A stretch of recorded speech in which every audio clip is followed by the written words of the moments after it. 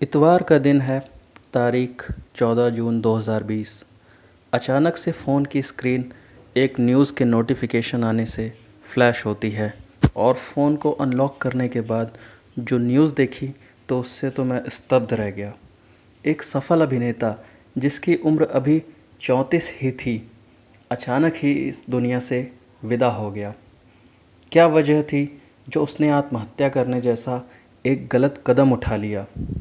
क्या परिस्थितियों के विरोध करने की अभिव्यक्ति इतनी क्रूर तथा निर्मम हो सकती है कि उससे एक इंसान अपनी ही जीवन लीला समाप्त कर ले? आखिर क्या है इस आत्महत्या की बढ़ती प्रवृत्ति का मनोविज्ञान? क्यों एक ऐसा देश जिसकी 35 करोड़ से अधिक की आबादी युवा है, वहाँ प्रति 1 लाख में 10 से 11 लोग आत्महत्याएं कर रहे हैं? इन्हीं सब सवालों के जवाब जानेंगे हम इस वीडियो में। दोस्तों, मेरा नाम अंकित यदुवंशी है और स्वागत है आप सभी का पढ़ाकू अड्डा पर। दोस्तों, WHO अर्थात विश्व स्वास्थ्य संगठन की एक रिपोर्ट के अनुसार साल 1970 के बाद आत्महत्या की दर में 60% से ज़्यादा की वृद्धि दर्ज की गई है। वैज्ञानिक रिसर्चों के अनुसार आत्महत्या के पीछे कई कारण हो सकते हैं, जैसे मानसिक तनाव, सामाजिक तनाव, साइकोलॉजिकल और जेनेटिक कारण। जेनेटिक कारण वो कारण होते हैं जिन परिवारों में पहले किसी ने आत्महत्या की हो, उनकी पीढ़ी में यह प्रवृत्ति की आशंका हो सकती है। रिसर्च बताती हैं कि तनाव भरी लाइफस्टाइल, घरेलू समस्याएं, असफलता, असामाजिक जीवन तथा एकाकी जीवन जीने वालों में यह प्रवृत्ति पनपने लगती है और जो लोग आत्महत्या के बारे में सोचने की आदत बना लेते हैं, वही आत्महत्या ज़्यादा करते हैं। आज का समाज भौतिकवादी सोच रखता है, जिसमें दुनिया की बाहरी चमक दमक, ऐशो आराम तथा आरामदायक जीवन शैली को ही तरजीह दी जाती है। युवा वर्ग इस लाइफस्टाइल से खासा प्रभावित दिखता है। ऐसे में युवाओं को कई समस्याओं का सामना करना पड़ता है, जैसे कि पढ़ाई की चिंता, करियर का दबाव, जॉब तथा व्यक्तिगत इच्छाओं का बोझ, जैसे कि भविष्य की चिंता, प्रेम संबंध, शादी इत्यादि। कई बार वह इन सब के लिए मानसिक रूप से तैयार नहीं होता है, जिससे उसमें डिप्रेशन, तनाव, एंग्जाइटी, पर्सनैलिटी डिसऑर्डर आदि की स्थिति उत्पन्न हो जाती है, जिससे मानसिक स्वास्थ्य बुरी तरह प्रभावित होता है। इसके बाद भी यदि वह इन सब से निकल पाता है तो घर गृहस्थी की चिंता, बच्चों के भविष्य की चिंता और पारिवारिक जिम्मेदारियों तथा उनकी आकांक्षाओं की पूर्ति के लिए संघर्षरत रहता है। मनोवैज्ञानिकों के अनुसार आत्महत्या करने वालों में 90% से ज़्यादा लोग किसी न किसी मानसिक बीमारी से ग्रसित होते हैं।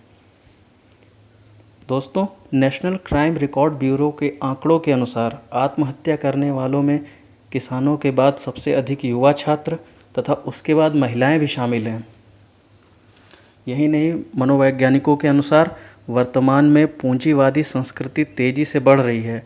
ऐसे में लोगों में मानवीय मूल्यों में कमी देखने को मिल रही है। लोगों में एकांत में रहने की प्रवृत्ति तथा उनके व्यवहार में उतार चढ़ाव अधिक देखा जा रहा है। इससे हिंसा की मानसिकता तथा आत्महत्या जैसी सोच में बढ़ोतरी हो रही है। आमतौर पर लोगों में सिस्टम से उपजा असंतोष तथा गुस्सा लोगों को नाउम्मीदी के रास्ते पर ले जा रहा है। मौजूदा समय में अच्छे राजनीतिक पार्टियों की कमी तथा अच्छे विकल्पों के ना होने से गरीब अमीर की खाई बढ़ती जा रही है। गरीबों में वंचनाओं का बोझ तथा अमीरों में मानसिक अशांति तथा एक दूसरे से आगे निकलने की प्रतिस्पर्धा से उनमें अवसाद जन्म ले रहा है। तो दोस्तों, क्या आत्महत्या की मनोवृत्ति से बाहर निकला जा सकता है? और यदि किसी में अवसाद, तनाव आदि के लक्षण दिखें तो हमें क्या करना चाहिए? तो दोस्तों, इसका उत्तर है कि हाँ, बिल्कुल आत्महत्या की मनोवृत्ति से बाहर बिल्कुल निकला जा सकता है। यदि किसी में आत्महत्या करने जैसे विचार आते हैं तो ऐसी स्थिति में अपने सबसे करीबी, चाहे वह दोस्त हो, रिश्तेदार हो, पति पत्नी अथवा भाई बहन, कोई भी हो, उससे ज़रूर बात करें और अपनी मानसिक स्थिति को बेझिझक बताएं। इसके साथ ही साथ किसी कुशल मनोचिकित्सक की सलाह लें। परिवार या दोस्तों के साथ क्वालिटी टाइम बिताएं व कुछ दिन की छुट्टी ज़रूर ले लें, क्योंकि यह बात हमेशा याद रहनी चाहिए कि इंसानी जीवन अनमोल है। यदि बच्चों में तनाव दिखें तो उसकी पहचान कैसे करें?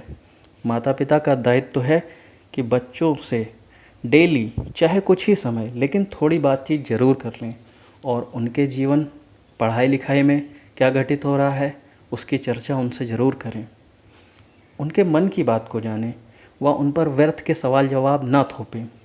अधिकांश माता पिता इतने महत्वाकांक्षी हो जाते हैं कि वह भूल जाते हैं कि उनके सपनों का बोझ कहीं उनके बच्चों पर इतना भारी न पड़े कि वह डिप्रेशन में चला जाए और कोई गलत कदम न उठा ले।